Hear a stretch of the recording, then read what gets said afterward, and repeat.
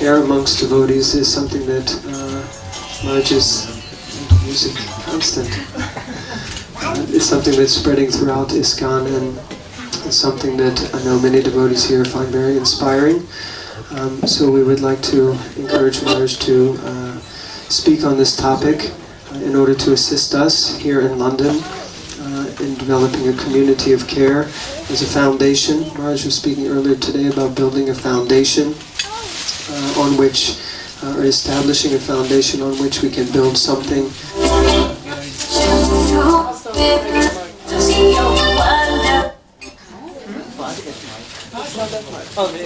This is a radio, it works like a radio, so it picks up from next door.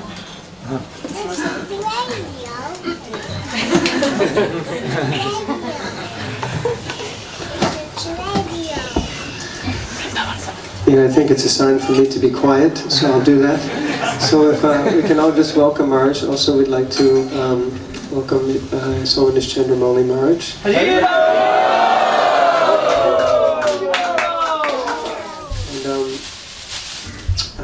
Brother Kalangana.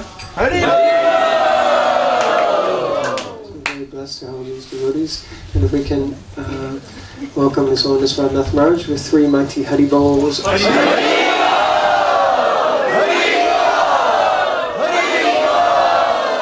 Holiness Radhanath Swami Maharaj ki Jai.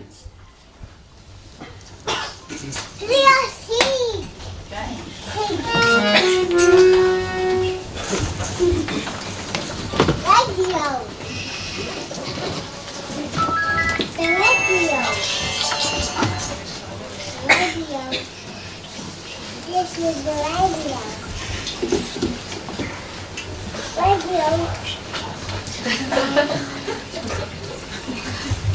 You are like a radio.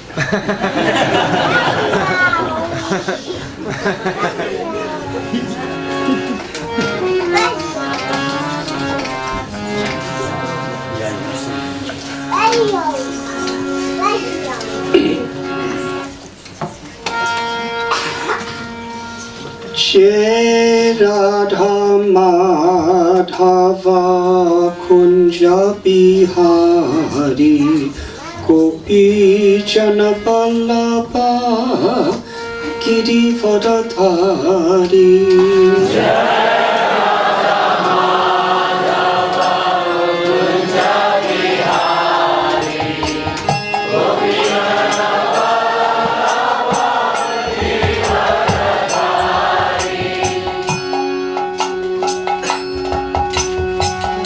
Jai Radha Madhava Kunja Bihari Gopi Jana Vallabha Girivardhari.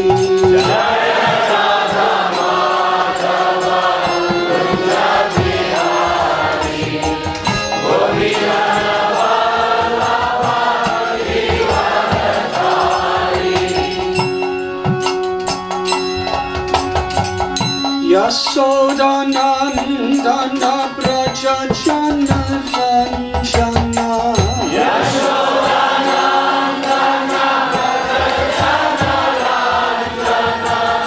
Yasodanandana Vraja Jana Ranjana.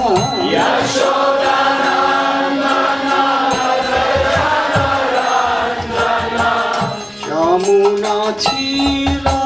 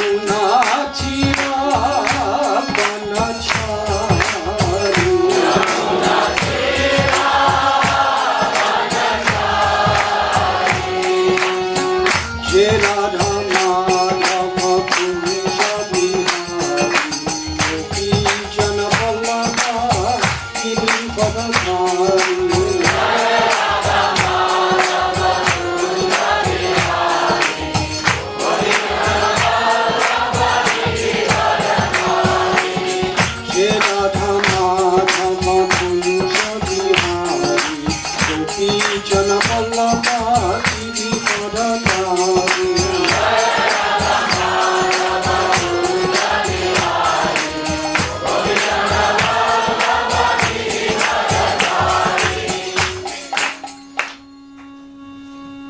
Nama Om Vishnu Padaya Krishna Prestaya Bhutale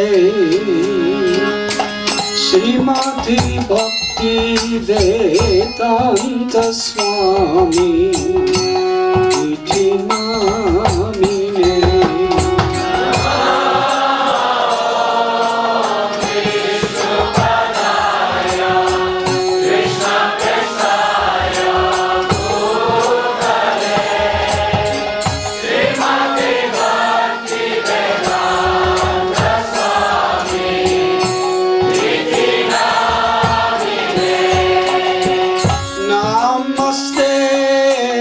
Saraswati Deve Gauravani Prachadine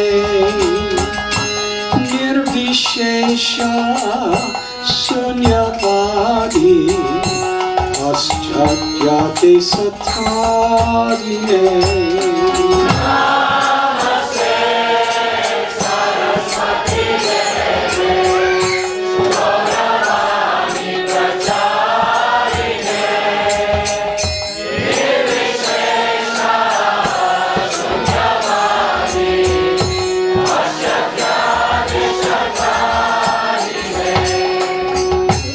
Shri Krishna Chaitanya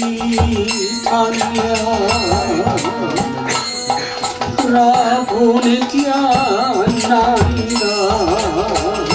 Shri Advaita Gadadhar Shri Vasadi Gaur Bhakta Vrindavan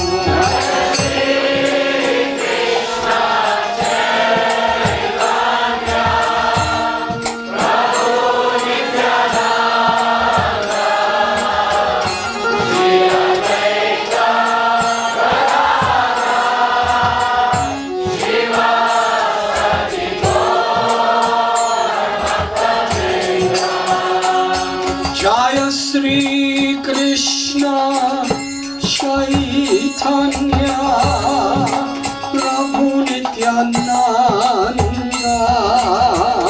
Shri Advaita Gadadhar Shri Vasadi Gaur Bhakta Vrindavan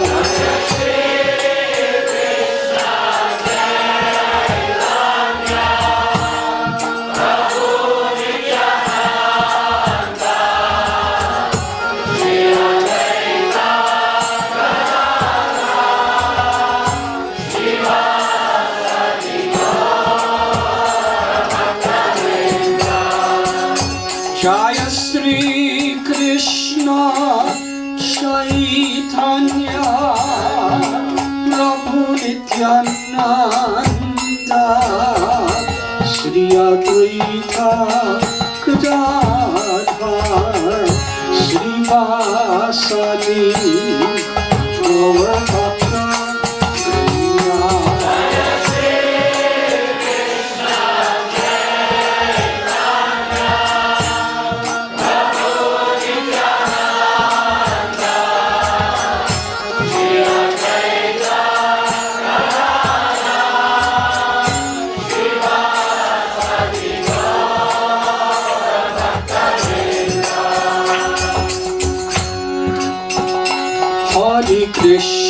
Hare Krishna, Krishna Krishna, Hare Hare, Hare Rama,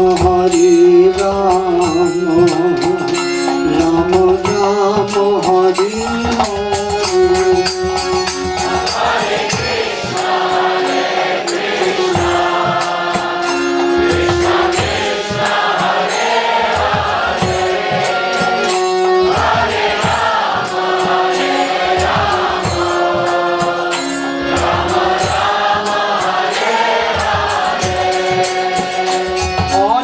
Krishna Hare Krishna Krishna Krishna Hare Hare Hare Rama Rama Rama Hare Hare Hare Krishna Krishna Krishna Hare Hare Hare Rama Rama Rama Hare Hare Hare Krishna Krishna Krishna Hare Hare Hare Rama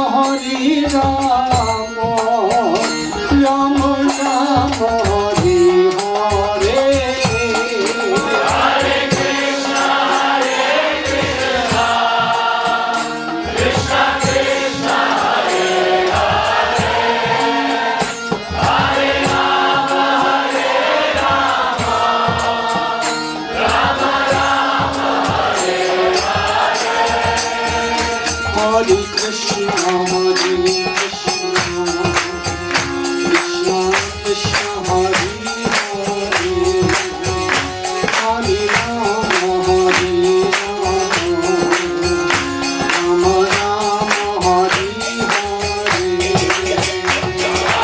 Hare Rama Rama Rama Hare Hare Krishna Krishna Krishna Hare Hare Hare Rama Rama Rama Hare Hare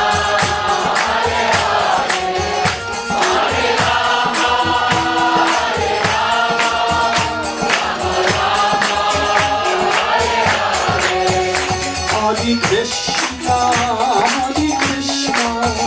Krishna Krishna Hare Hare Hare Rama Rama Hare Hare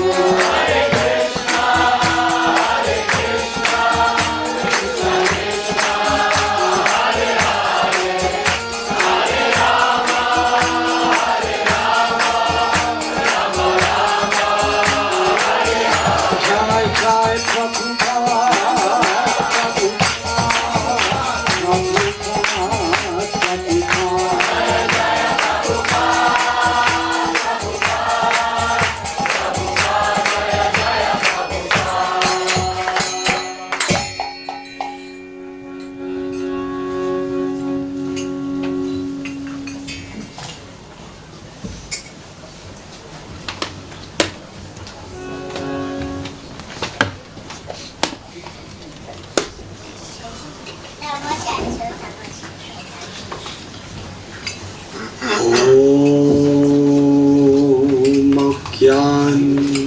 Timidandasya Jnananjanashakaya Chakshurumilitam Jena Tasmai Shri Gurave Namaha Shri Chaitanya Manoprishtam Swamikam Yena Bhutale Swayam Rupa Kadamayyam Dadati Sapadantikam Vandeham Sri Guru Sri Juta Padakamalam Sri Guru Vaishnavanscha Sri Rupam Sagrajatam Sakana Raghunatham Vitam Tam Sajivam Sadvaitam Savadutam Parijana Sahitam Krishna Chaitanya Devam Shri Radha Krishna Padam Sahakala Lalita Shri Vishakhanvitamscha He Krishna Karuna Sindhu Dinabandhu Jagapate Gopesha Gopika Kanta Radha Kanta Namostute Tapta Kanchana Gaurangi Radhe Vrindavaneshwari Vrishabhanu Sute Devi Pranamami Hari Priye Vanchakalpatarubhyascha Kripa Sindhu Devacha Patitanam Pavanebhyo Vaishnavebhyo Namo Namah Shri Krishna Chaitanya Prabhu Nityananda Shri Advaita Gadadhar Shri Vasudhi Gaura Bhakta Vrinda Hare Krishna Krishna Krishna Hare Hare Hare Rama Rama Rama Hare Hare.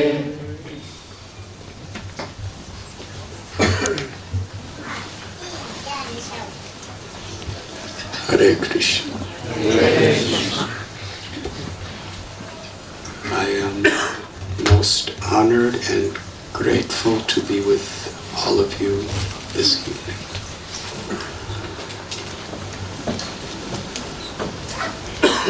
I just came from Moscow where every time I'd say a sentence they would translate. So I'm feeling a cultural difference. No, just leave it. So it's translating baby language.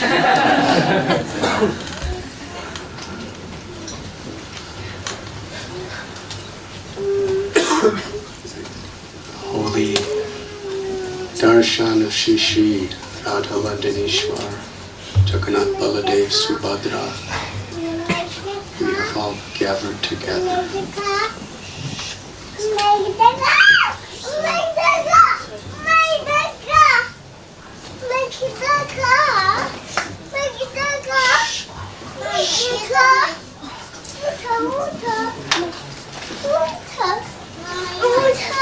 Hare Hare.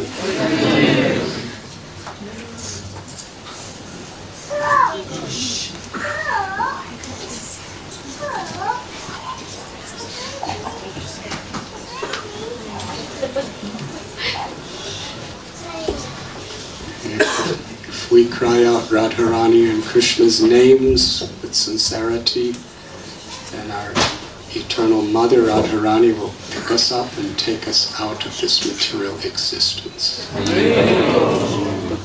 like she just took her baby out of the temple. That is the purport to this experience. Jai Nitai Prabhu so kindly invited me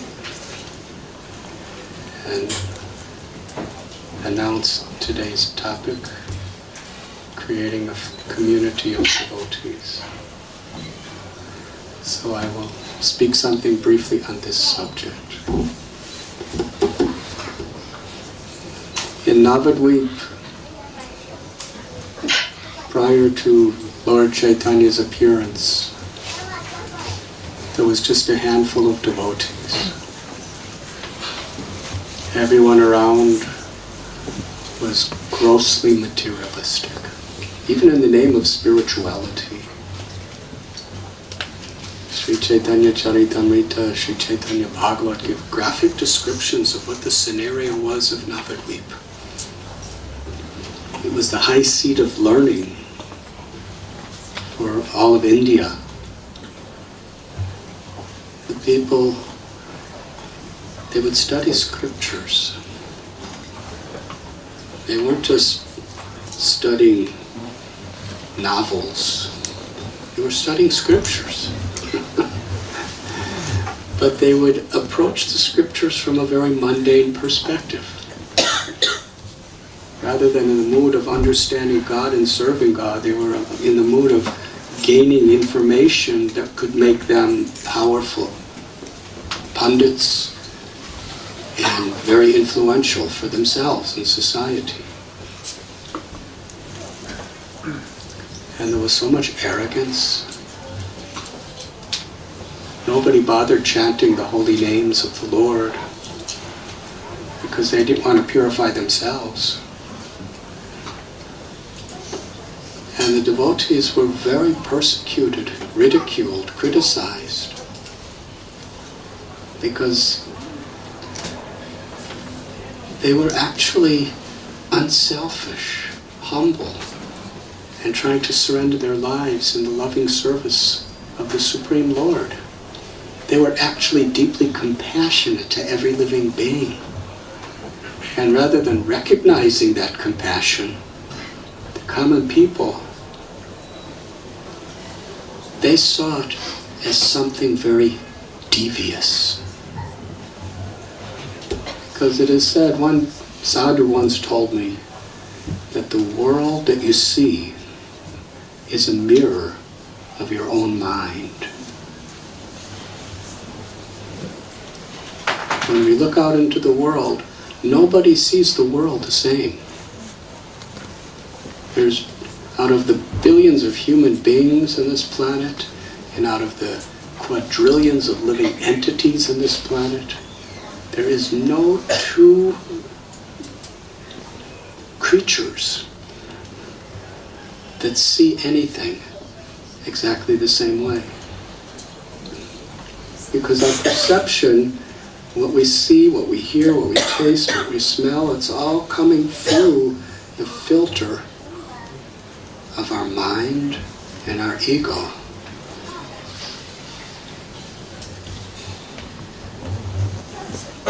Somebody's, just like I was years ago in Florence, Italy, with one of Srila Prabhupada's godbrothers, a very dear friend of Srila Prabhupada. And devotees were doing Harinam Kirtan. So we were on the way to the Harinam Kirtan, and there was this very, very famous masterpiece statue. Because Florence is famous for masterpiece statues. It was a replica of Michelangelo's David. How many of you have seen photos or the original?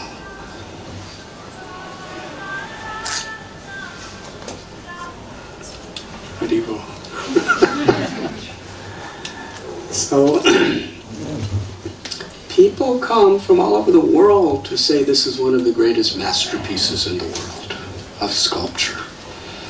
So when Prabhupada's godbrother, we were walking and it was, up above and he was looking up. And he said, disgusting. He said, why no Kopen?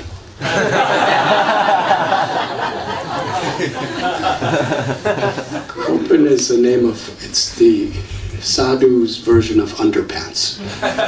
Because the statue, he's naked. And you know what it looks like when someone's naked. So he looked up and he saw, the whatever. He said, why no Kopen? Why no Kopen? Why is that wearing underpants? And nobody knew what to say. This is, the people, there were all these tourists around taking photos.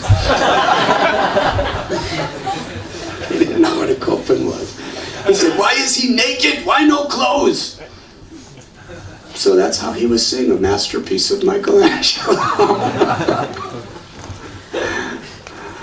So everyone is seeing according to our conditioning, according to our culture, according to our mind, according to our ego. We look at a flower, one person is seeing a flower thinking, let me smell it. Another person is seeing a flower and saying, let me paint a perfect picture of this flower. Another person is seeing the flower and he's thinking, I have hay fever, I hope I'm not getting, I don't want to be near the pollen of that flower. Another person is thinking, let me pick this flower and give it to my beloved girlfriend. And she'll be so happy with me. And another person sees the flower and thinks, let me offer it to Radha Landanishwar. So we're all seeing the flower in a very different way. It's the same flower. So everyone sees things from the perspective of their own minds. So the people of Navadvip, when they saw how the devotees were detached from material enjoyment, when they saw them really deeply compassionate to others, when they saw them really, really taking shelter of God's names, Krishna's names, they saw that these people are devious. They are cheaters. They are envious. They're pretending to be saintly only to exploit the rest of us. They appear detached because materially they're failures and they're trying to show pride in being useless. They're chanting God's names just to make themselves look very great and above the rest of us. And in humility, they were thinking they're just weak-hearted. So everything they were seeing from their own perspective, because actually that's the way they were. Because they were envious, because they were devious, because they were materially attached, they considered that's the way other people must be. Especially people who challenge you. The devotees were hated, but the devotees never hated back, because they saw that these are my brothers, these are my sisters, these are Krishna's children, but they're in such illusion. They're so distracted by the ego and material energy. So much selfishness is distracting them from what they really want. We have to somehow or other help them get what they really want. Krishna. Devotion. Inner fulfillment. So the devotees were praying and praying and praying for Krishna to appear on earth, just to help to enlighten all these people. Such a quality. The people who hate you, the people who are trying to destroy you, the people who are criticizing and spreading horrible propaganda against you, that's what was happening in Navadvip. The devotees were praying, Krishna appear, just to rescue them, just to help them, because we can't do it. We're trying, we can't do it. That was their compassion. And Krishna appeared as Lord Gauranga Mahaprabhu. But like Krishna to the residents of Vrindavan, Lord Chaitanya did not allow any of his devotees or anyone to understand that he was the Lord that they were praying for, crying for, and seeking for. He captured their hearts. They loved him, but they had no inclination to understand that he was God. He was Krishna. They just loved him because he was Nimai. That was good enough. And Nimai, he, in his own way, he adopted the mood of all the materialistic people in Navadvip. He wasn't envious, he wasn't critical, he wasn't condemning anybody. He was respectful to devotees, but he was completely absorbed in scholarship without really connecting it to bhakti, to devotion, at least not externally. And the devotees would pray. Srivas Thakur, one time Nimai would challenge. He would see Gadadhar and say, Gadadhar, I want to challenge you on a debate. And Gadadhar was such a great devotee, he did not want to waste his time with mundane arguments. Winning or losing is really not important. What's important is we're pleasing Krishna. He was just wasn't concerned whether he wins a debate or loses a debate. He just didn't want to waste time. And Nimai would make the debate on subject matters that were so materially entangling to the mind. Gadadhar would try to run away, but Lord Chaitanya would grab him and force him. He did the same thing to Murari Gupta. He did the same thing to Mukunda. One time, Mukunda, Nimai was walking with some of his students, and Mukunda saw him from a distance and ran away. And Nimai said, "Why did he run away?"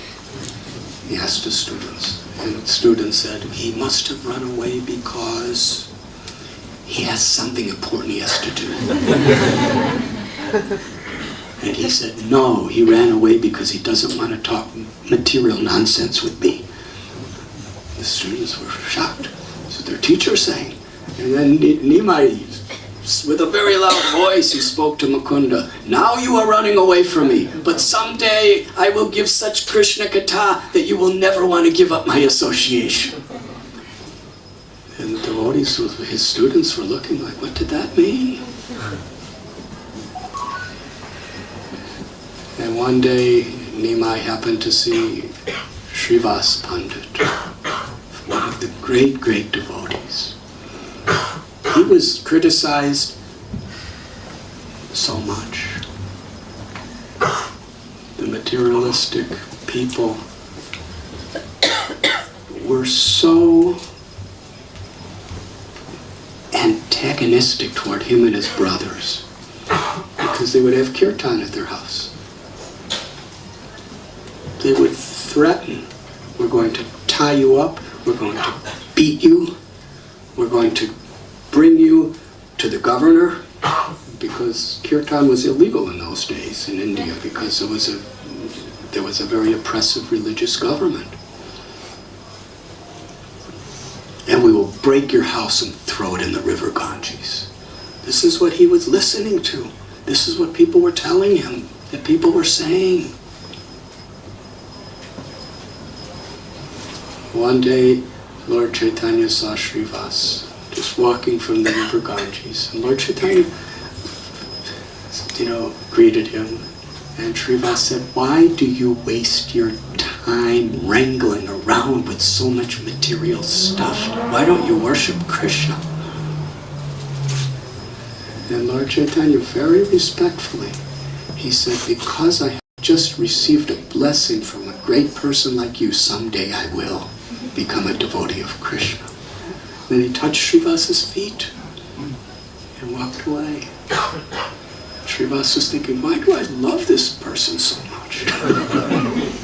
Why do I love him so dearly? So the devotees, they would meet together,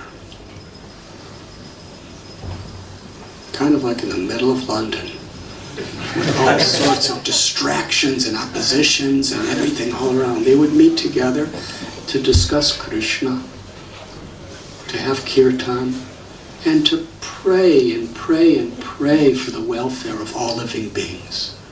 They had no animosity, they had no negativity toward anyone. And compassion could be a very painful thing when you see so many people suffering. If you don't care, it doesn't hurt. But if you do care, it hurts.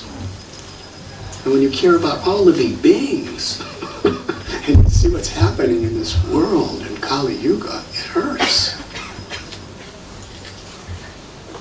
But the pain of spiritual compassion is an ecstasy, because it's a manifestation of love. Material pain is frustration of our desires. Materially, pain is pain. But on a spiritual level, pain is ecstasy.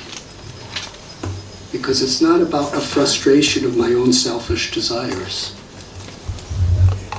It's about the love of the soul, feeling the pains of other souls who are bereft of the love of Krishna. So they would come together and they would discuss Nimai Pandit. they would say, if he becomes a devotee, he's so beautiful, and he's so intelligent, and he's so attractive, and people love him so much without even knowing why. If he becomes a devotee, he could make the world devotees. So out of compassion for everyone, and especially their love for him, they would have kirtans, and they would pray, and they would cry to Krishna, please make Nimai a devotee. Can you imagine?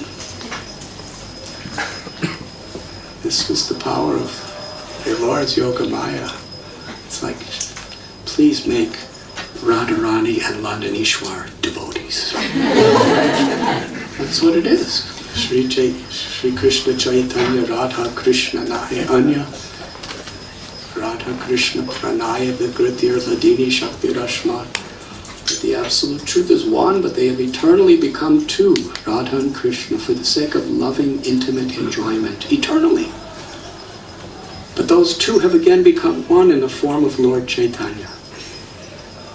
Radha Bhavaduti Subalitam Nomi Krishna Swarupam. That Krishna, Lord Chaitanya is Krishna, who has the beautiful golden complexion and the infinite loving sentiments of Sri Radha. Radha Landanishwar. And they're praying, let him become a devotee, Krishna. That was the sentiment. And Lord Chaitanya, he went to Gaya to perform the last rites of his father. And there he met his guru, Ishwarapuri, received the Hare Krishna Maha Mantra from Ishwarapuri, and received the instruction from his guru. Now you take this Hare Krishna Maha Mantra and give it to the whole world. He said, take this particular verse into your heart. This is what his guru said. Harinama, Harinam, Harinam eva kevalam, kalo nasteva, nasteva, nasteva gatir anyata. That in this age of Kali, there is no more powerful medicine than the chanting of the names of Hari. So after receiving the mantra from Ishwarapuri, after receiving the blessings of this great saint, and after performing humble service for him, Nimai manifested the love of Sri Radha in his heart. In fact, in the middle of the night, he ran to go to Vrindavan without telling anyone. But then the devas spoke from the sky and said, Nimai, don't forget you're Krishna. And you've descended into this world to establish the Sankirtan movement, so you could go to Vrindavan later, but now you should go back to Navadvip and establish the Sankirtan. So for the sake of all of us, he turned around and went back to Navadvip. And when he came to Navadvip, he called a few of his devotees. And when they saw him, he had such love for Krishna. He was crying for Krishna. He was constantly calling out the names of Krishna and Radha. He was feeling such deep emotional compassion for all living beings. And Lord Chaitanya he asked the few people that met him at his house when he came to bring the devotees to him the next day. And Srivas Thakur was, every morning he would go to this little flower garden where there were vines with very fragrant small malati flowers. They're beautiful, they're white, they're very sweet and delicate flowers. And he would collect those flowers to offer to his deities. And all the devotees, not all, but many of the devotees would come and pick their flowers every morning. interesting. These are avatars. These are the most powerful saints that ever lived. These are the greatest scholars of Vedas that ever walked on this earth. Advaita Acharya, Srivas Thakur, he's Narada Muni.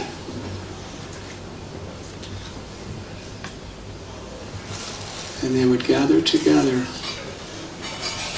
to pick flowers, to put them in a little basket, bring them to the altar and offer them. Bhaktram pushpam pulam toyam yomi bhakta prayachati.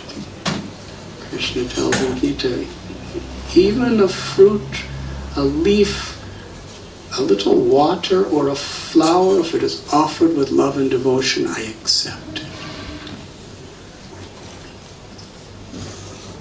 Even the greatest yogis, the greatest ascetics, the greatest swamis, the greatest pundits, they honor the gopis as the highest level of self-realization. And the gopis they're not doing severe tapasya. They're picking flowers and offering flowers. Sometimes they milk a cow. Very simple. Devotion, whether you're a king or whether you're a garland maker. If you do it with love and devotion, it's perfect. So as they were collecting flowers from the vine, when Sriman Pandit told Srivas Thakur that Nimai has returned from Gaya and he's a devotee now. He doesn't stop chanting Krishna's names. He's weeping for Krishna. He wants to share Krishna with everyone. This was the happiest news for Srivas Thakur's heart. In ecstasy, the ecstasy of this information, the fulfillment of his deepest prayers, the ultimate celebration of his heart. Would you like to hear how he expressed it? He expressed it with the words, "May our family now increase." Hare Krishna. So now I'll start the talk. This is what Krishna consciousness is. To increase the family of devotees. But before you can increase the family of devotees, the devotees have to be a family. Otherwise, what are you increasing? And what is a family from a spiritual perspective?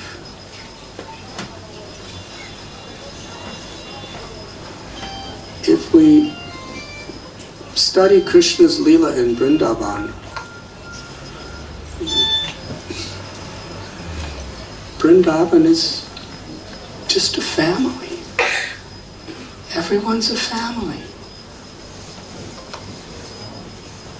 We read in the Gopal Champu by Jiva Goswami, there was no envy. There was no fighting over positions. There was just love and trust. And whatever pleases Krishna most, that's what everyone liked. It wasn't a matter of who was doing it. It was a matter that Krishna was happy, that's all. Jiva Goswami explains that Parjanya was the king of Gokul, Mahavan. He had 5 sons. The eldest was Upananda, Abhinanda, Nanda, Sunanda, and Nandan. 5 children. And Nanda Maharaj was the middle child. And it was the custom, the tradition, and everybody expected the eldest son to be the next king. Yes, of the cowherd community. And from Upananda's birth, everybody knew he was going to be the next king. Now, we see within history the types of envy and violence between family members about who's going to be the successor. Shah Jahan had several children. The Taj Mahal was built for his wife. He had all those children. And Aurangzeb was a younger boy. He killed his elder brothers. He imprisoned his father. He imprisoned other brothers. He banished some of the other brothers so that he could take the throne and be the king. And can you imagine how his father suffered seeing all this? There's so many conspiracies among family members over who gets power. It happens in business, it happens in politics, it happens in spirituality.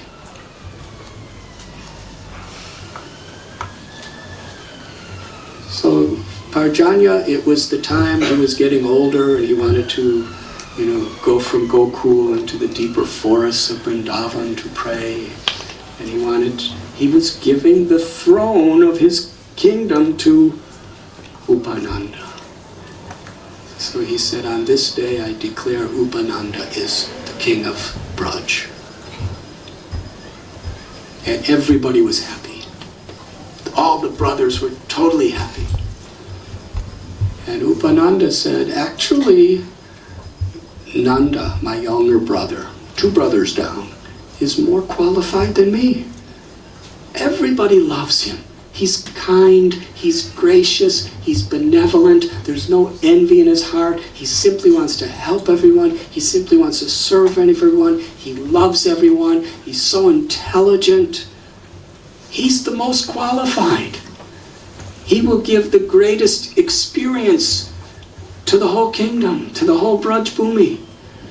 So he should be the king. Now, please understand, Upananda was absolutely qualified. He had descended from the spiritual world. He had no lacking, he had no shortcoming.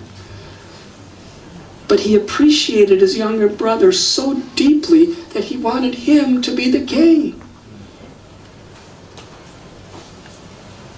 And then Nanda Maharaj said, no, I have no aspiration or desire. You be the king. You're my older brother. I'm your servant. And Upananda said, everyone would like you to be the king. I'm formally proclaiming you to be the king. And Nanda Maharaj was very humble. And basically, whatever way you want me to serve you. You're my older brother. I have to serve you. That's the spirit he took, being the king of Braj. You're my older brother. If this is what you want from your heart of hearts, I'll serve you by taking the position. But interestingly, there was no envy, there was no competition. It wasn't that Nanda was thinking later on he may change his mind, so I should banish him. No, he made Upananda his prime minister, and anything and everything Upananda ever advised him to do, he did it without question. Because he's my older brother. He's more qualified than me. He wants me to be the king, I'll be the king, but anything he tells me to do, I'll do it. We read this in Srimad Bhagavatam, where in Gokul, Putana came, and then Trinavarta came, Shakatashura, and then the big Arjuna trees fell down. So Upananda told Nanda Maharaj, I think we should move away from Gokul to the forest of Vrindavan. And immediately Nanda Maharaj said, we're going. And it's not just like you and me, we decide we want to go somewhere, we pack our suitcase and go. Everybody, the entire community. I don't know how many, but there were tens and thousands of people. They had their houses. They had their incredible numbers of cows and calves, and they had all the fields that they were cultivating. Upananda said we should move, Nanda Maharaj said, yes, we should move. And because Upananda and Nanda Maharaj said we should move, everybody in Vrindavan said, yes, we will move. There were no demonstrations. There was no petitions or anything like that, and it wasn't like a dictatorship. They were such a family. There was no envy among them. Everyone was a well-wisher of everyone else, and therefore everyone trusted each other. From a spiritual perspective, trust comes from affection.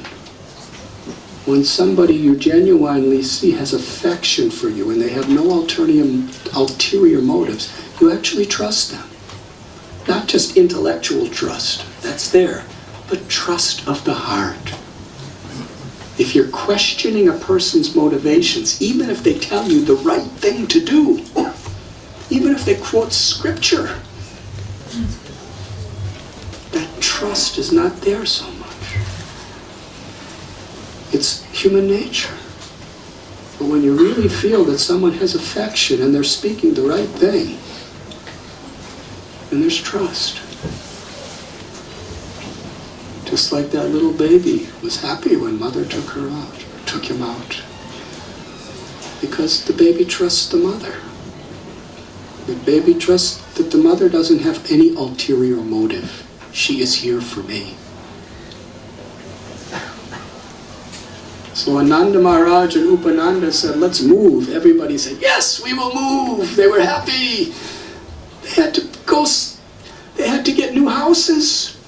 And it's not that, they just ordered from some construction team to make a whole housing development in Vrindavan. They had to build it themselves.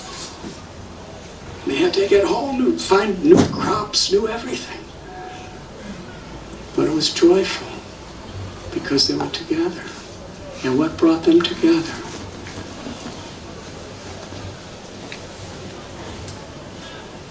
Because they had such loving affection for each other, this community, on the basis of their love for God, Krishna appeared as their son. Krishna appeared as their neighbor. Krishna appeared in Braj Bhumi because everyone was so united in their love for God together.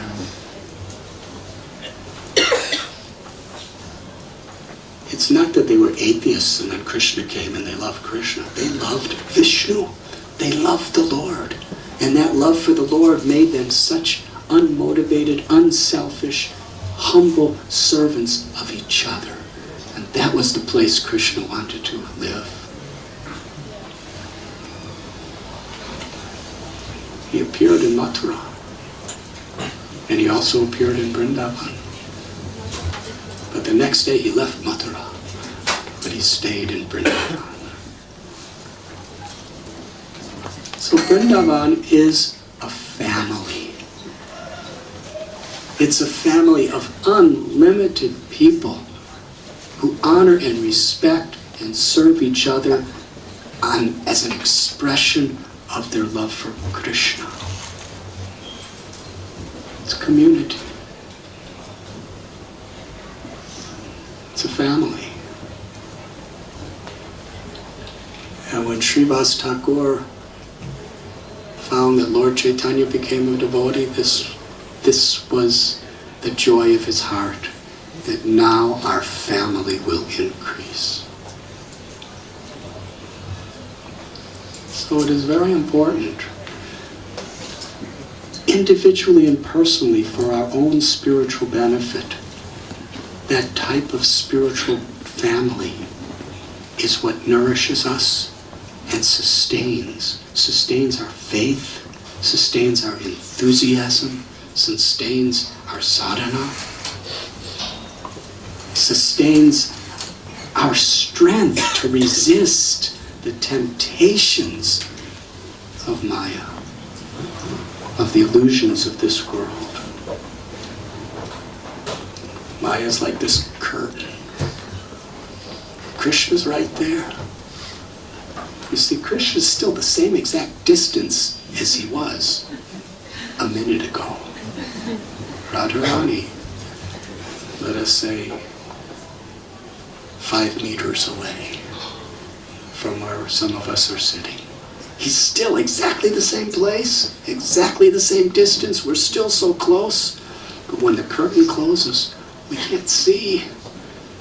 Krishna can see us, but we can't see Krishna. So Maya's like that.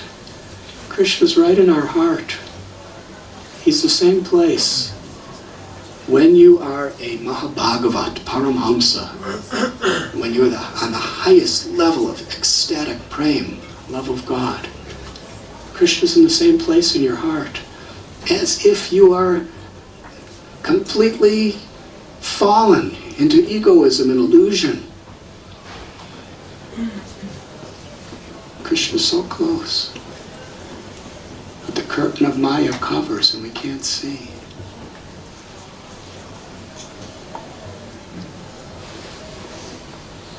But when does Krishna open the curtain? When he's pleased. Bhaktyatvananiyashakya aham evam vidorachana gyatam darustam cha tatvaina praveshtam cha parantapa.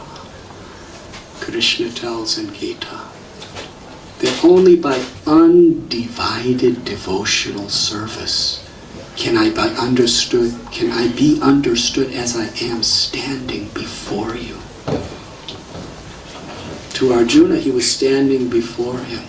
To all the rest of us, he is standing before us right in our own hearts.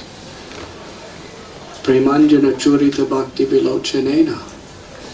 And isn't it unusual that even when the curtain opens, do we see Krishna? Yes and no. We're seeing, but we're not seeing. This is a dilemma. If we're actually seeing Krishna, we wouldn't be looking at our watch thinking, when can I go back and do my daily duties? When can I go to sleep? If you're seeing Krishna, you're absolutely enraptured. Krishna tells in Gita that all the beauty and all the wealth and all the opulence of the entire creation is but a spark of my splendor. Isn't that incredible? How many things are we attracted to in this world? We may be attracted to the beauty of another person, the beauty of some things, the beauty of some experience. But whatever pleasures there are in this whole creation, they're just a spark of Krishna's splendor. And actually, factually, realistically, Krishna is standing right in front of us with Sri Radha. And what is Radha's power? Krishna is all attractive and Radharani is attracting Krishna. And we're seeing Radharani and Krishna, Landanishwara, Gokulananda. We're seeing, but we're not seeing. Premanjana churita bhakti vilochanena. Only when our eyes are decorated with with love does Krishna reveal himself to us. Srila Prabhupada tells like this. He said, you cannot buy a ticket to Vrindavan and see Vrindavan. Because Vrindavan is none different than Krishna.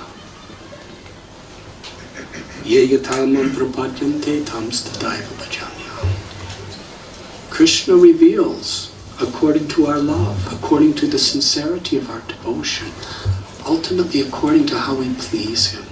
That's how Krishna reveals. And in the same way Vrindavan reveals.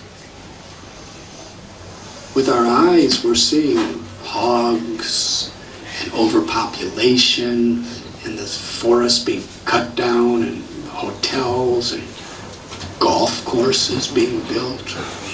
And we see the Yamuna being blocked in Delhi and sewage being poured down to Vrindavan. So many atrocities to the ecology of Vrindavan. But if we have transcendental vision, that's all there on the material plane, but we see Vrindavan, Yamuna Devi, Radharani, Krishna, Balaram, Gopa, Gopis, they reveal themselves according to how we're eager to please them, according to our eagerness to serve. Akrura, his eagerness to please Krishna, to serve Krishna, to love Krishna, his feelings of separation from Krishna were so deep and so great. He's the example of how we should enter Vrindavan. And the temple is Vrindavan. That's the example of how we come to the temple.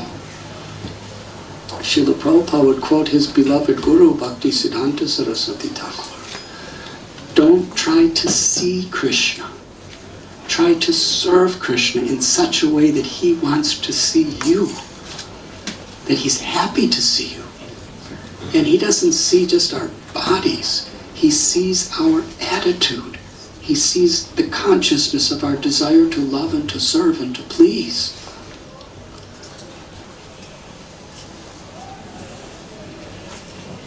Krishna, as Narayan told the Prachetas, that I have come and I am showing myself to you, and I'm going to give you all benedictions you desire because of your friendly relationships with each other in serving me. Srila Prabhupada said you can show your love for me by how you cooperate together in this mission.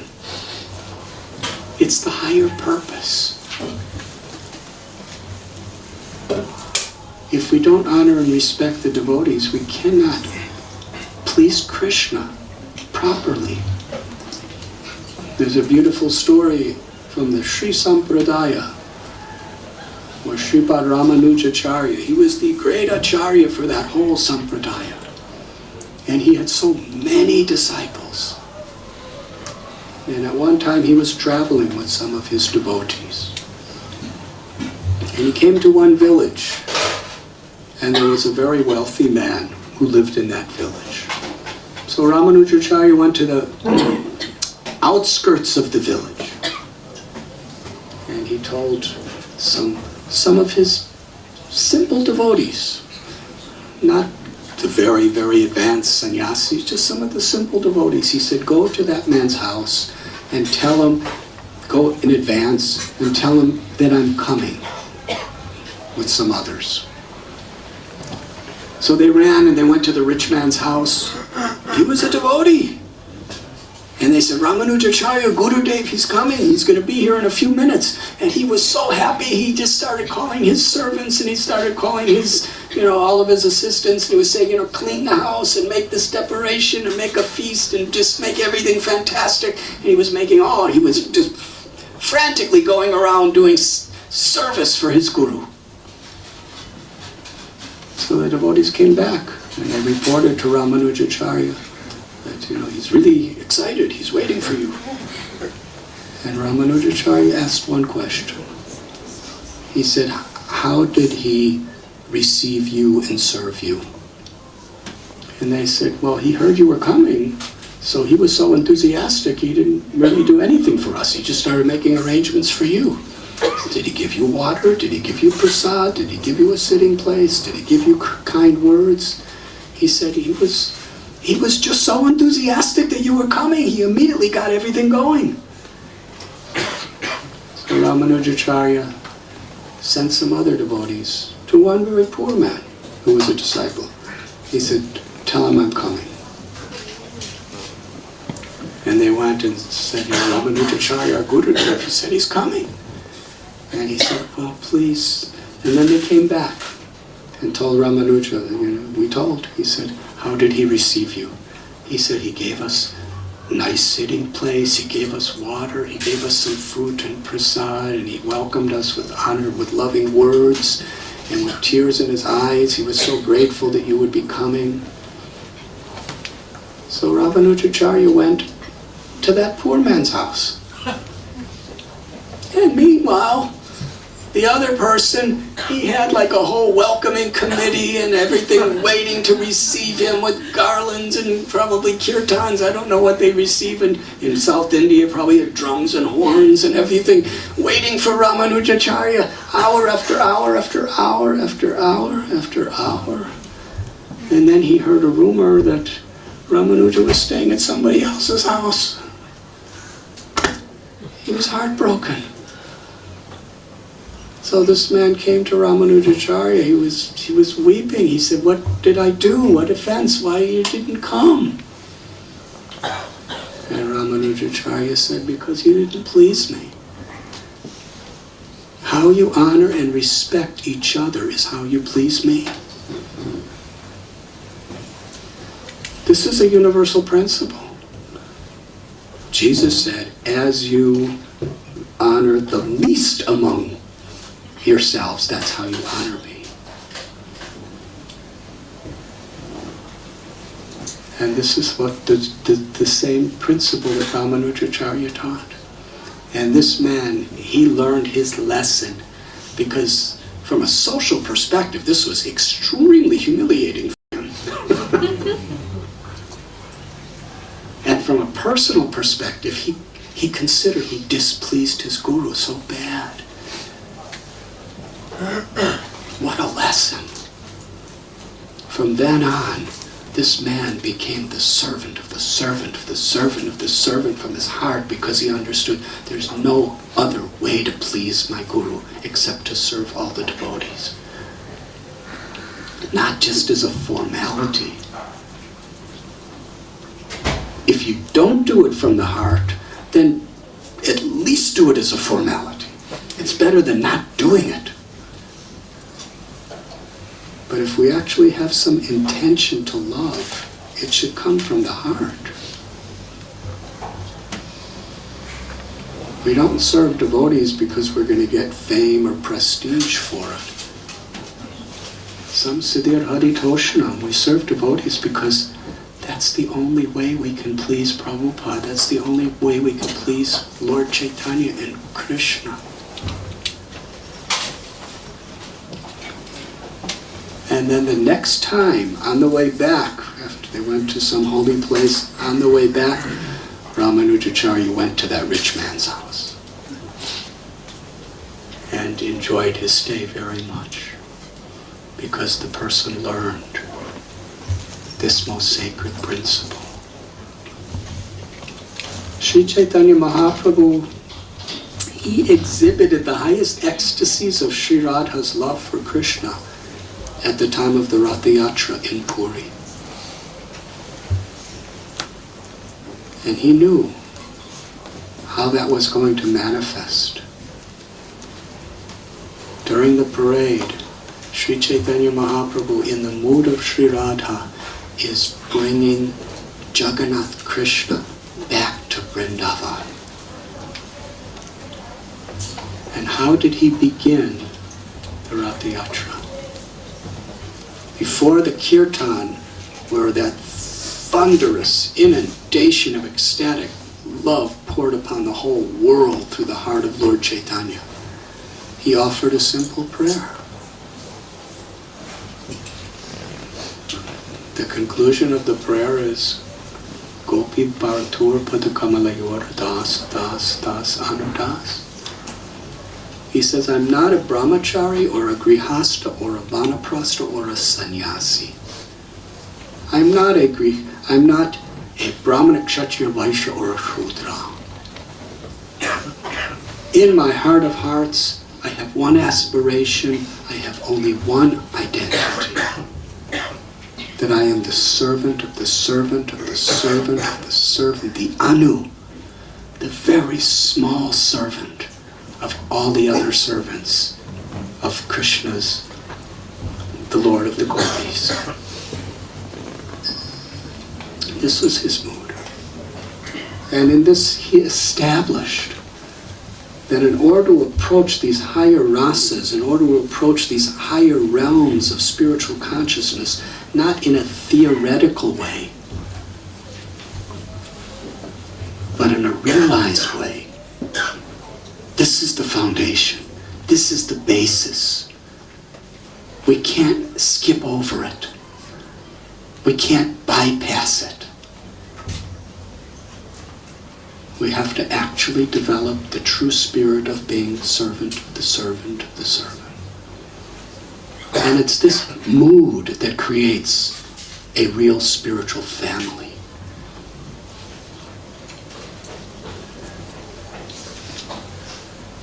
Srila Prabhupada writes that an actual Vaishnava, in one sense Prabhupada says, from a very general perspective, anyone who believes in the Supreme Personality of Godhead is a Vaishnava. But then Prabhupada says there's Vaishnavas in the mode of ignorance, there's devotional service in the mode of goodness, passion, there's devotional service in the mode of ignorance, passion, goodness, and there's transcendence. And Prabhupada says an actual Vaishnava, in the true sense, is a person who has no envy. And Krishna tells Arjuna in Gita, you can understand this teaching, Arjuna, because you have no envy. Otherwise, we read the same words, but if we have envy, what we were saying before, the words have a different meaning. Krishna says, Sarvataraman Purityaja, abandon all varieties of religion and just surrender to me. According to our consciousness, that's going to have a very unique meaning. Even when Krishna says, Dehinosmin yata dehe, that we're not this body, you're the eternal soul, it's going to have a different meaning for all of us. For one person, this means, I'm a pure soul, what am I supposed to do? For another person, it's just something intellectual.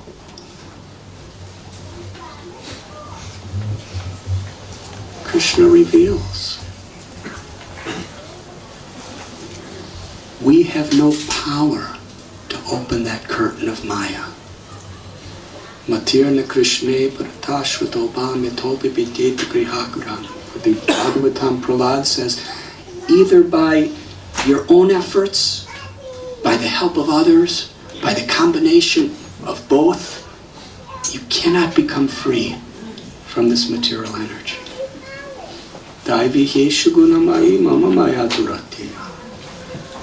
So this curtain of Maya is very, very powerful. It's only by Krishna's grace that it opens. And Krishna's grace is only revealed to us when we deeply please Him. And that pleasure of pleasing Krishna, it doesn't come from our scholarship alone. It doesn't come from our tapasya alone. It doesn't come from the external form of our sadhana alone. The purpose of our tapasya, the purpose of our forms of sadhana, the purpose of our tapasyas, the purpose of everything we do is to humble ourselves to be the servant of the servant of the servant of the Lord, to please Him.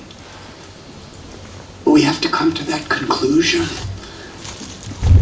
at least to endeavor in that spirit. And what does that mean? Lord Chaitanya Mahaprabhu came and as a fruit vendor and said, please taste these fruits of prema bhakti and be satisfied forever, and distribute these fruits. Assist me in distributing these fruits. And he did. He sent the 6 Goswamis to Vrindavan. They lived in separation of Lord Chaitanya their whole lives to help him spread this movement by establishing bhakti for the world.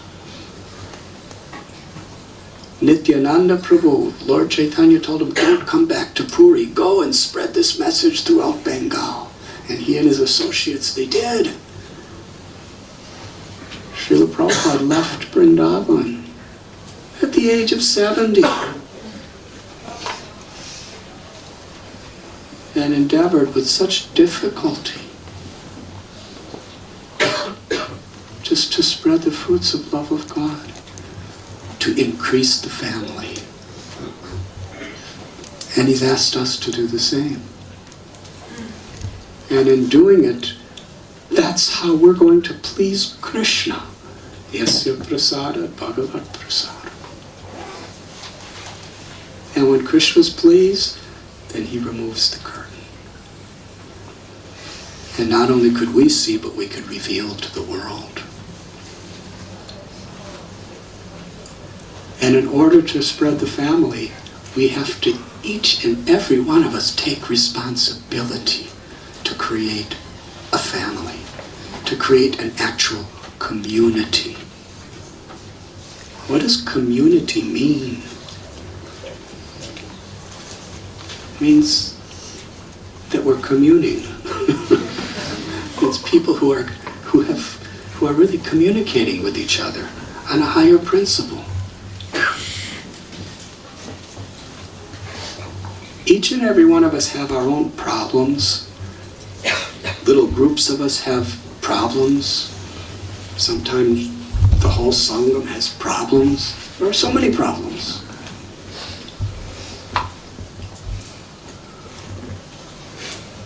And each of us have our own conditionings and our own desires. Kali Yuga is the age of quarrel and hypocrisy. To cooperate in Kali Yuga is very difficult. But we should understand, it doesn't matter if it's difficult. It's our responsibility. It's the order of Guru, it's the order of Krishna and Mahaprabhu to cooperate for this higher purpose.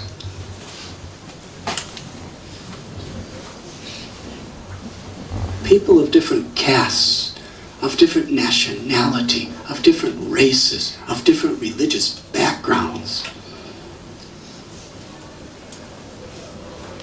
That's what Bhaktivinoda Thakur envisioned.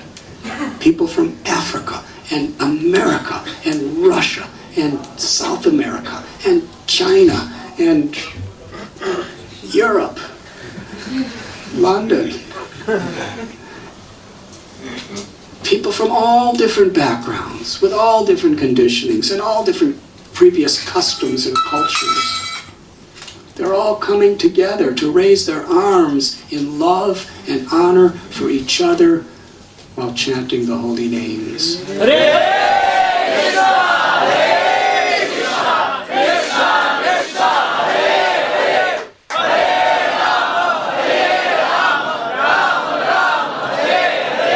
That is family.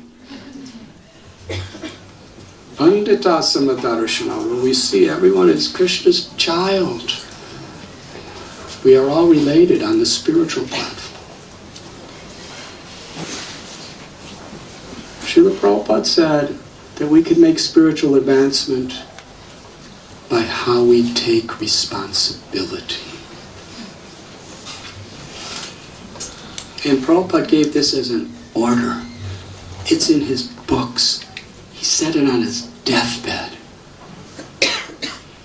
Creating love and trust, creating family, cooperating, creating an association that will attract the world. That is our responsibility. And it's difficult. Anybody could do something if it's pleasing to the mind and senses, and it's easy. Anybody could do that. It takes a very serious person to do the right thing, even when there's obstacles, even when it's difficult, even when we really have to make sacrifices. But that's what it means to be responsible. To make sacrifices for the higher principles. To put us amanina manadena. To offer honor and respect to others and not expect it or demand it for oneself. That's a Vaishnava. That is our responsibility. And sometimes when we're new devotees, we think, well, let the older devotees do that kind of stuff. For me, I'm just going to do what I can do. But the unfortunate problem with that is you remain a new devotee, birth after birth after birth. New devotee in the sense you don't make any real advancement. Because you make advancement according to how you take responsibility. So how each and every, even if we're brand new devotees, let's just speak of 1 or 2 or 3 years, when we take the responsibility to exemplify this principle of creating a community in how we serve and how we honor and respect each other, in how we don't give in to the bad dog of envy and ego. That's how new devotees make advancement. And devotees who've been around for a long time, that's how they're going to sustain whatever they've done and make advancement, by taking that responsibility. If you're a devotee for 30 years, if you give up taking that responsibility of being exemplary in creating community within, Srila Prabhupada's society, Lord Chaitanya's society, then you're going to lose grace. And when you lose grace, you lose your taste. You lose your enthusiasm. And then you start searching for alternative forms of happiness through the many distractions of material life. Being a senior devotee, from a formal perspective, it's about what position you're in and how long you've been following. But from a spiritual perspective, a senior devotee is one who's really making serious spiritual advancement by taking these responsibilities.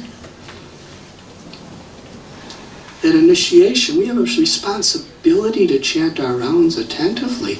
We have a responsibility to follow the 4 regulative principles. We have a responsibility above and beyond all these things to express the grace that we're getting through our sadhana and our moral life, through our seva, through our service attitude, our devotional attitude. And that means we are here for each other. We're not so much demanding as we are enthusiastic to give, to serve. Anybody can complain when they see that things are going wrong. And if there was one thing that Prabhupada could not tolerate, it was devotees who complained and were fault-finding. If you see something wrong, yes, you can report it to the proper authorities or whatever, that's necessary. But not in a complaining way, in a constructive way. When people would complain to Prabhupada, he would say, you be an example to do it right. He would say that to new devotees, he would say that to old devotees. Because that's how we grow. If there's problems among us, it's never going to be solved if everybody's gossiping and spreading rumors about people with problems or complaining. That is never a solution.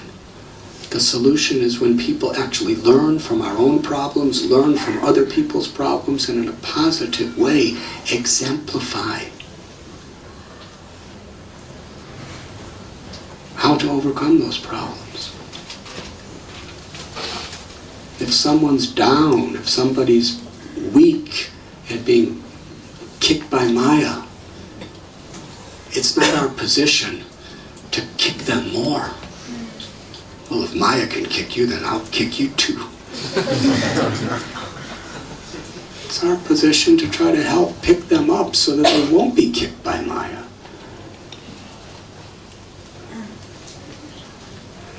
I mean, I've seen, you're having some problems, and devotees say, you're in Maya.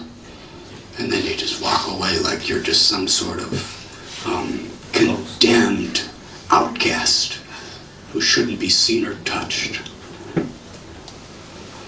No, I am in Maya, so I need help. That's the spirit. If someone is envious and complaining and blaming other people for things, it's very difficult to help them.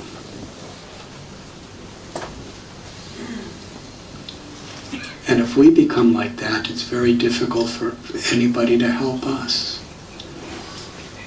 But still, we should be trying whatever way we can. That's what family is. That's what community is.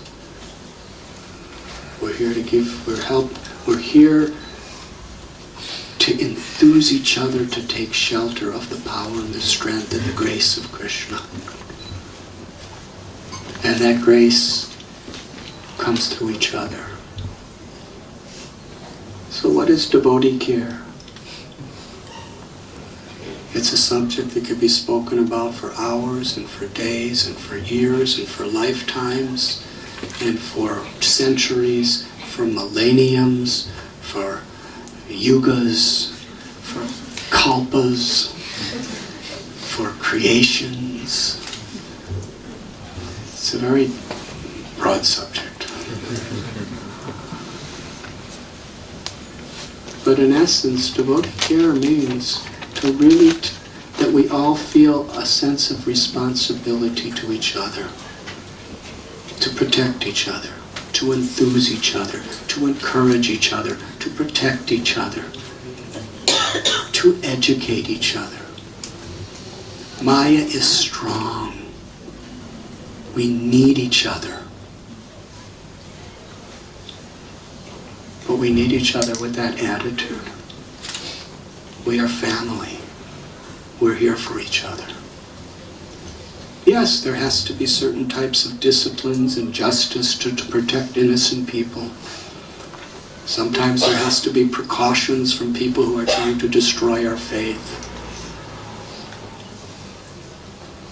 But it shouldn't be done with enmity. It should be done like a doctor, to protect. And overall, if we can create this family atmosphere, Krishna's grace showers so profusely upon us. It creates such a higher taste that it will be very rare that anyone will want to ever leave. And if they do, they'll come running back because they'll see there's nothing like a family of people beyond just a biological family.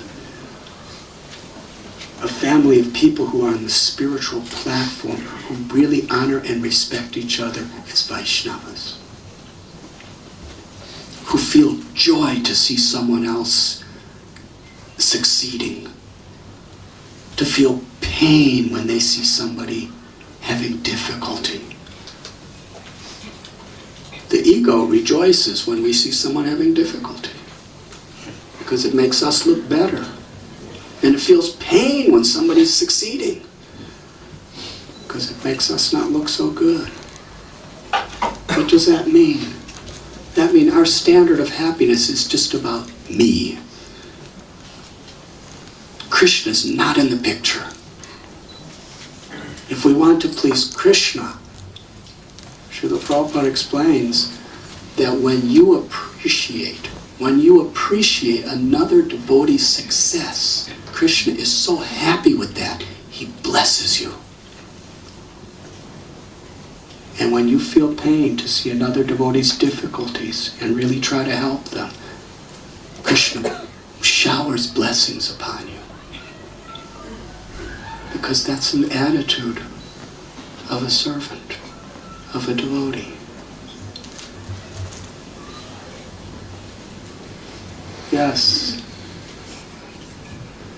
If we just aspire as a priority responsibility in our lives to create this spirit of community on the higher principle of samsiddhi and haritosha, pleasing Guru and Krishna,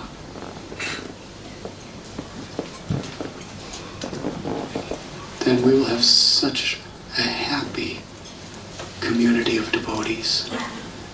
And that happiness will access so much blessings and so much grace and so much light that more than anything else we can possibly do, that Sangam will attract people of the world to want to accept Krishna and bhakti in their hearts.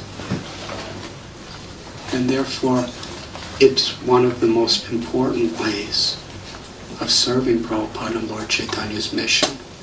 It's one of our most important responsibilities. It's one of the most essential aspects of our spiritual advancement. Is that what you wanted me to speak about?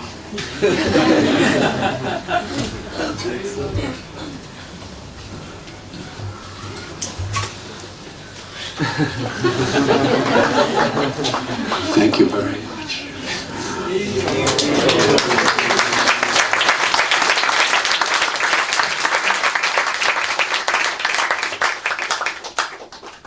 And actually that's why Lord Chaitanya had the 6 Goswamis establish temples, and that's why Srila Prabhupada established temples. We can have temples in our own homes. But the temples that are where Krishna has been called to appear, it's to bring the devotees together to meet as a family on that higher principle, and where we can invite the world to come into our family. And until it's really the responsibility of all of us to help each and every other devotee to be happy and enthusiastic, to chant the names of Krishna until the moment of death with happiness.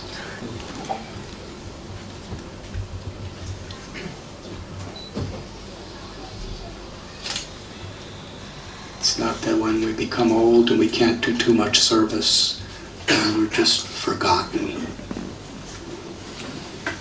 The spirit of gratitude is a devotee remembers the service you've rendered, any service you've rendered in your whole life. Grateful, appreciative, supportive. That's the way Prabhupada was, and that's what he wanted us to follow. Is there any questions?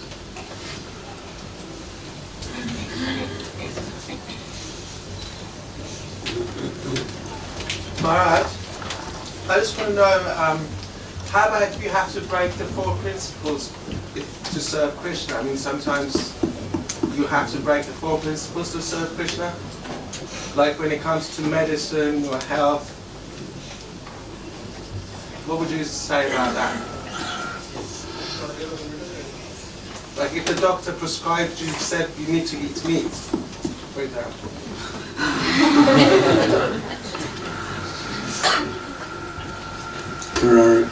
There are many doctors. If you come to Bhaktivedanta Hospital, many very good doctors who will give you another prescription. Well, how about if you had to eat meat so you can serve Krishna in the future? So, I'm just saying, in case you had, there was something wrong with you, like, and the doctor said, if you don't eat meat, you will die.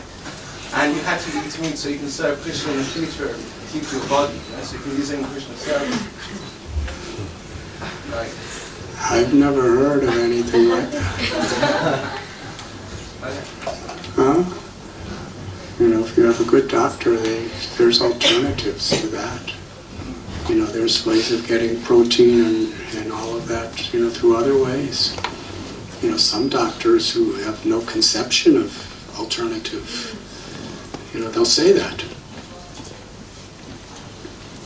I remember when I became a devotee, and my father found out I was a vegetarian. Now this is in I don't remember when he found out because I didn't inform him of all the details. But somehow or other he found out. I remember much later he called the community I was living in and he said, "Is Radhanath there?" And they said, "You mean Radhanath Swami?" And he said, "What is this Swami?" And he said, "Oh, you didn't hear? He took a vow of lifelong celibacy. He'll never marry, he'll never have children. He's not allowed to have any possessions. He's socially a dead man." That's what they told him. And my father was silent. And I said, "Mr. Slavin, you don't sound so happy about this." He said, "I'm not." And then I called him about a month later. So I was traveling around, he had no way to reach me. I said, "Hello, Father." He said, "What is this about you becoming a Swami?" I said, "Oh, you heard about that?" He said, "Yes, I was told that you're not allowed to have sex, you're not allowed to have a family, you're not allowed to get married, have children, you're not allowed to have any material possessions, you're not allowed to have a home, and you're socially dead." You took a vow like that? I said, "Something like that." Anyways, in those days, I didn't communicate so well, but I would never advise anyone to be like that, because I learned my lesson. But anyways, he found out I was a vegetarian. And he was thinking, he never heard, "What is vegetarian?" He asked somebody, "What is a vegetarian?" I said, "It means he doesn't eat meat. He will get sick, he will die. You have to have meat, you have to have protein." You know, that's the way he was born, that's the way he was raised. So he went to his doctor. And this was Dr. Atlas.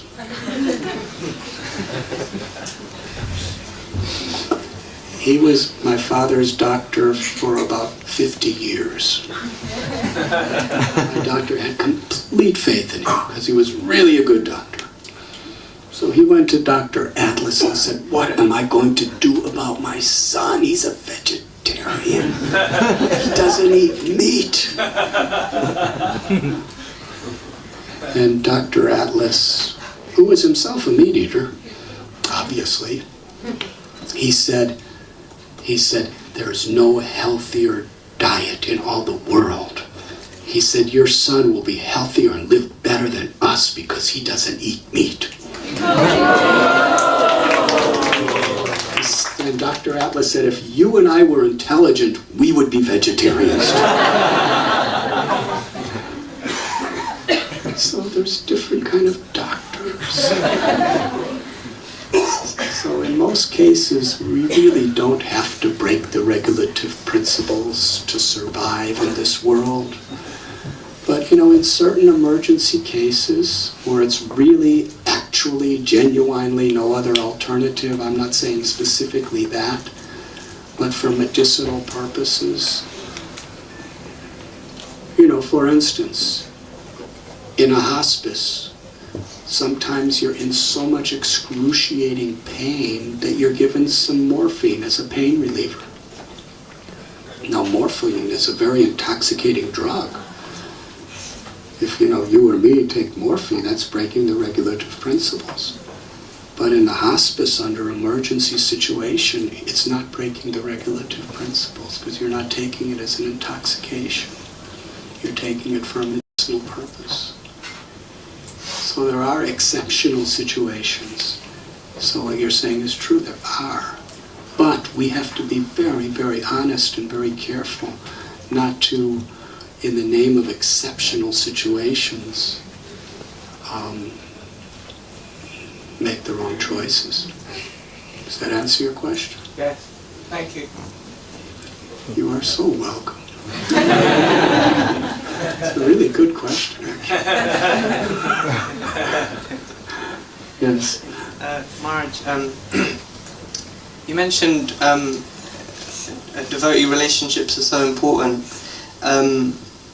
but sometimes we might find ourselves in a situation where we're not within the community of devotees. We might find ourselves isolated geographically. We might not find ourselves in contact with devotees, and as a result we might find it difficult to keep the same enthusiasm because we're used to having that devotee interaction. So I was just wondering what advice you'd give to someone who finds themselves in that sort of situation where they don't have devotee association. We can connect with that association through communication.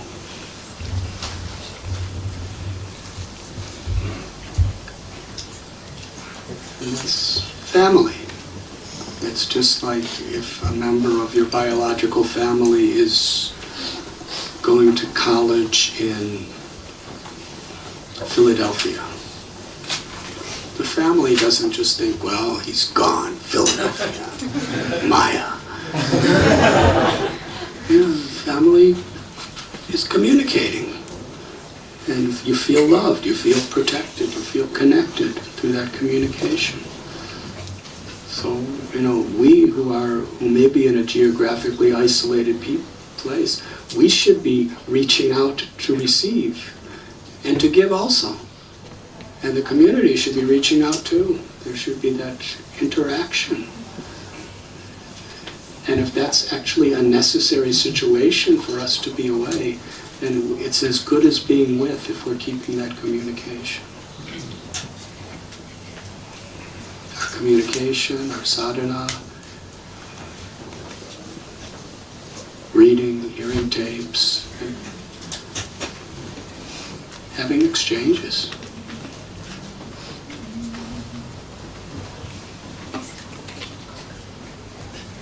Does that answer your question? Namaste, Prabhu. Namaste, Mataji. Krishna. Divya, I understand Ram Navami soon. I understand it's Ram's birthday soon. Ram Navami? Yeah, it is. And I was thinking about Ram, and I understand, I picked up somewhere on the grapevine, that there is actually a book that chronicles all his nuances and his every movement. Is this true? And I'd like to read the book.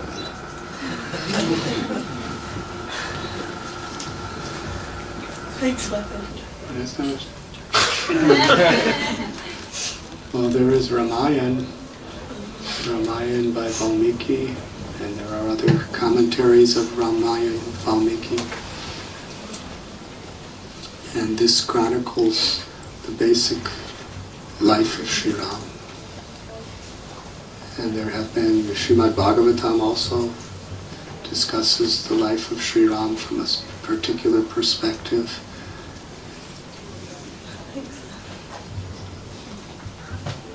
Hare Krishna.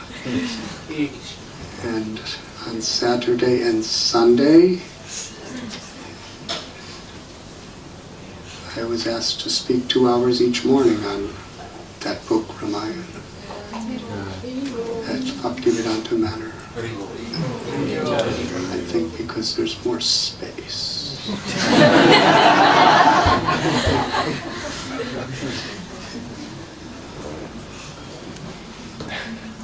But Ram especially came to teach by his example how every relationship we can be a selfless servant. He was the perfect son for his father Dasarat. He was the perfect brother for Bharat, the perfect husband for Sita, the perfect friend for Jatayu, for Guha. He was the perfect ruler for the citizens of Ayodhya. He was the perfect disciple for Vishwamitra Muni. In every case, he showed unselfish, loving service in all of these different relationships that we have to teach us how we can do it.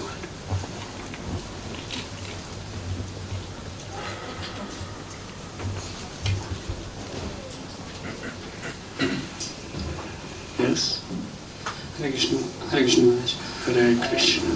My question is about differences, when differences happen within the community. I've gone through this a couple of times. So when there are differences amongst devotees, we have been trained to quickly beg forgiveness. Also, we managed to quickly overcome the attitude of envy and kind of malice. But it's very difficult to bring the same level of love of the same person to cultivate. So how to quickly cultivate? This is where I'm lacking. You know, I mean, we already beg forgiveness and to get the same love. Lord Chaitanya gave us this all-inclusive, comprehensive siddhanta of Atinta Veda Veda Tattva. Inconceivable, simultaneous one and difference. And that can be applied to every aspect of our lives. Our relationship with God, our relationship with each other, our relationship with material nature. And when it comes to our relationship with each other on a spiritual level, we're all sparks of Krishna, so we're all one, but we're all individual, unique sparks of Krishna, so we're different. Even in the spiritual world, we all have our own unique, special characteristics and qualities. What to speak of in this world. So there will be differences. There will never be a time when devotees all have the same opinions of how to do the same things. We see in Srimad Bhagavatam, Ashwatthama killed the 5 sons of Draupadi. And Bhima was the father of one of them. So Arjuna captured Ashwatthama and brought him back. And Bhima said, kill him, because he's a Kshatriya. He innocently murdered children, babies. Not babies, but he killed sleeping children. He must, from justice perspective, he should be killed. That's Bhima. Draupadi, she was seeing from a perspective of a mother. She said that Ashwatthama is the only son of her mother,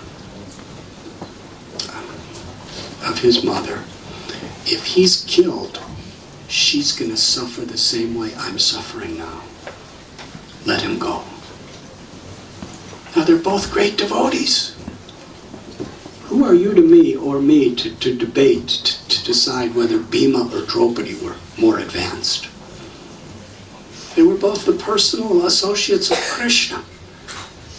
And this was a crisis that had to be decided immediately. And one is saying, kill him. And the other is saying, forgive him and let him go. And Arjuna was between the two. He didn't want to dissatisfy his wife. He didn't want to dissatisfy his elder brother. Does that sound familiar? Who was right? And who was wrong? From Bhima's perspective, Draupadi's wrong. From Draupadi's perspective, Bhima's wrong. But from the higher perspective of Krishna, which they all accepted, they're both right. Because Draupadi is seeing it from the heart of a mother, and Bhima's from the heart of a Kshatriya. So we're going to see different situations in different ways, and we're going to respond in the association of devotees. Some people are going to want to forgive, some people are going to want to punish. Some people are going to want to do it this way, some people are going to do something else that way. Yes? Just to decide what color to paint the clock. There could be a civil war. That's the way humans are these days. Yes? I say we should do it black, because black is, you'll see the white face of the clock better, and somebody else will say, no, it should be red, and somebody else, red is in the mode of passion, black is in the mode of ignorance. I say white. Well, white, then you don't see it.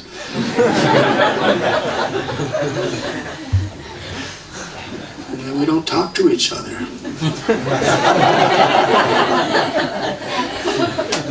You're offending Prabhupada.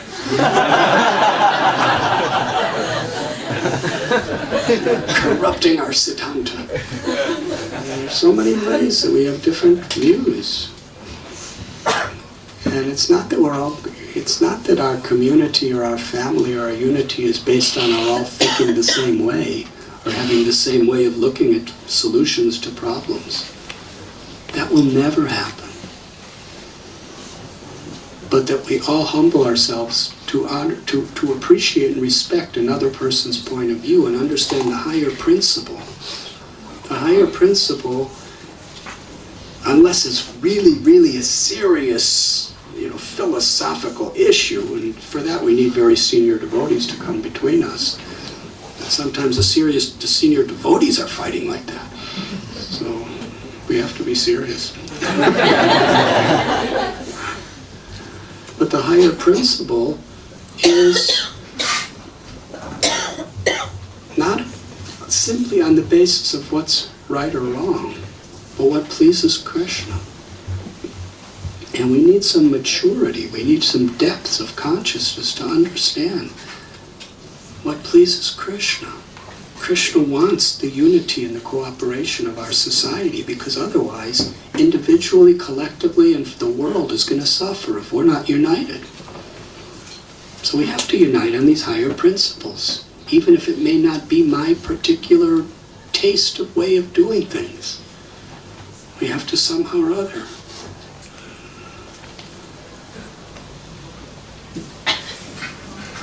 That's important.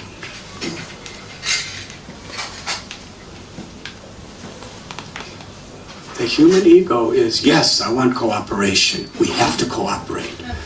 But it has to be according to my understanding. Prabhu, Mataji, you are ruining our movement because you are not cooperating with me. Believe it or not, that's the tendency of all of us. Is it not? Humility is a very deep subject. We have to balance. We can't deviate. But at the same time, within the realm of authorized Vaishnava behavior, we must learn to honor other opinions, other perspectives, other people's conditionings, and cooperate.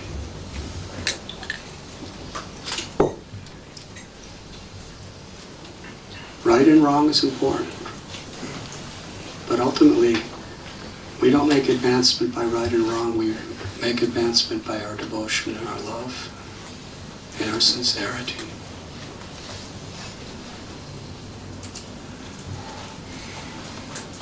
Within the parameters of proper Vaishnava lifestyle. And usually what we fight about is not the basic principles of bhakti. It's about our opinions of little things.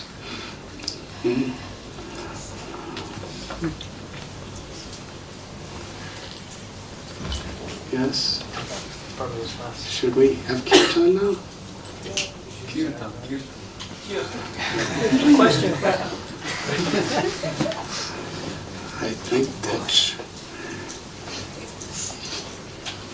I think you would like to dance. You had a question? I was wondering question, how is Lord Sri Rama like perfect husband when he abandoned Sita?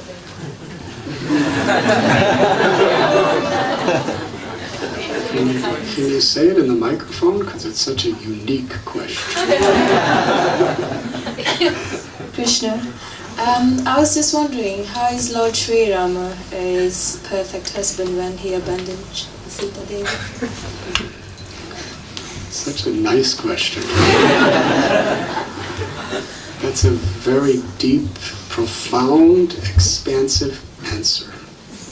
But I'll try to make it very brief.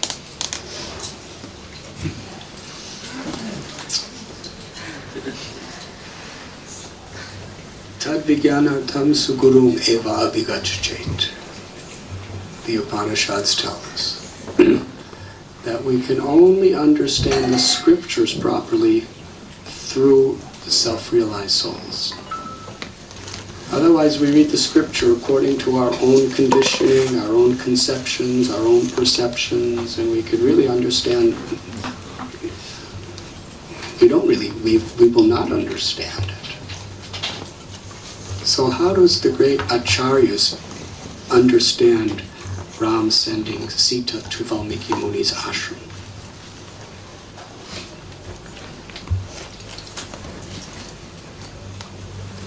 On an external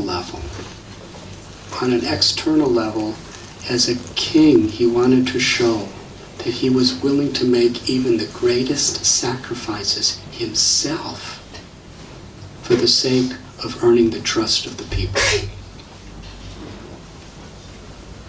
It pained him at least as much as it pained Sita for her to go to the forest.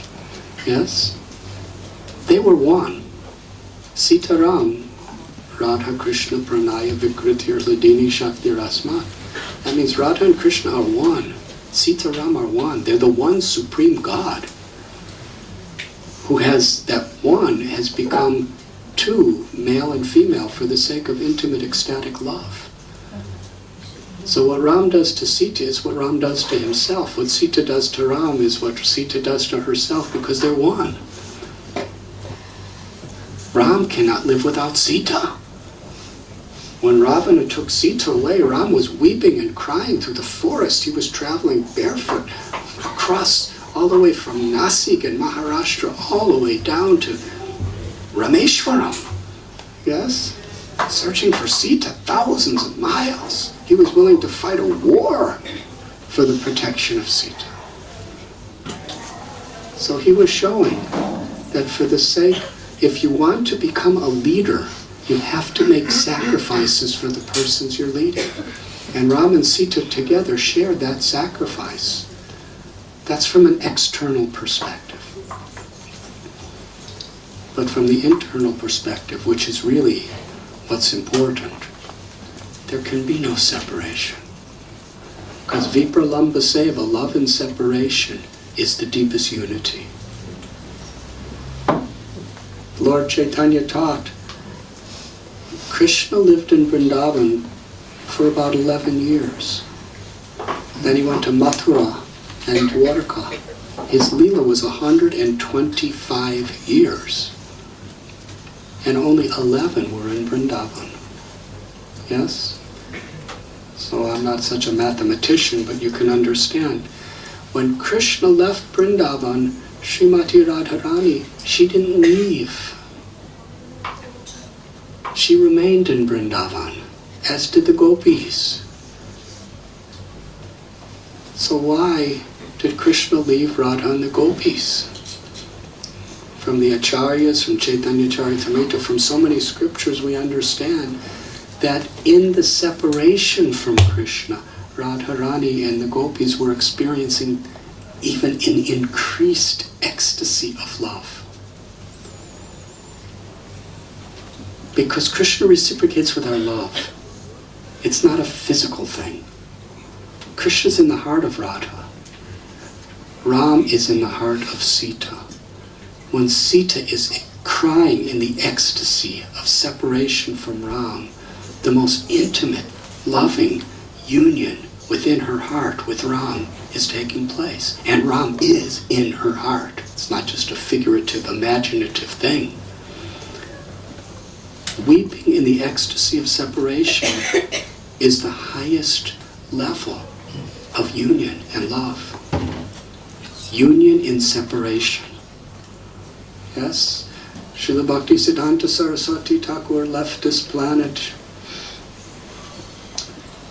and he was Prabhupada's guru. Over 40 years later, Prabhupada went on the Jaladuta to take that trip to America. Yes? And, or it was over 30 years later. Well, from the time of the instruction, it was about 40 years. It was about 30 years from the time his guru left. And Prabhupada would say, there's never a moment when I'm not feeling the presence of my guru. That's love and separation on the spiritual platform. It's there. Ram and Sita wanted to experience in their Leela the highest intimacy of the ecstasy of love and separation. Krishna, Ram wanted to give Sita the same experience as he gave Radharani. They were never separated. She was never abandoned because he was living in her heart 24 hours a day, embracing her love, and she was embracing his love in separation. And the physical abandonment only facilitated a deeper union. And where did he send her? He sent her to Valmiki Muni's ashram. That's the holiest of all holy places at the time.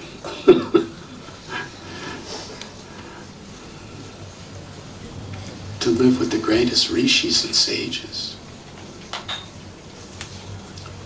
So for those who understand this Leela through the eyes of the Acharya, it's so beautiful and it's so sweet and it's so deeply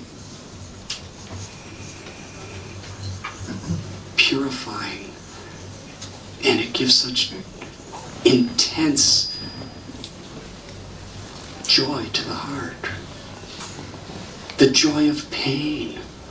When we hear about Radha's pain, it gives us ecstasy to feel her pain of love. When we hear about Sita's pain of separation, it gives us the ecstasy of feeling her love. Does that answer your question? So now in feelings of separation from Radha and Krishna, since the curtain is closed, let us raise our arms and chant very loudly, going in.